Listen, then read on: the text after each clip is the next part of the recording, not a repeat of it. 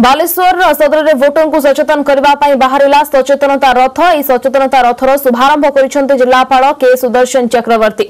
Baleshwar उपनिर्वाचन voter मान मध्य सचेतनता वृद्धि यह रथर शुभारंभ कर आज जिलापाल जिला निर्वाचन अधिकारी और रिटर्निंग ऑफिसर उपस्थित जिलापाल यह सचेतनता रथ को पताका देखाई शुभारंभ करते।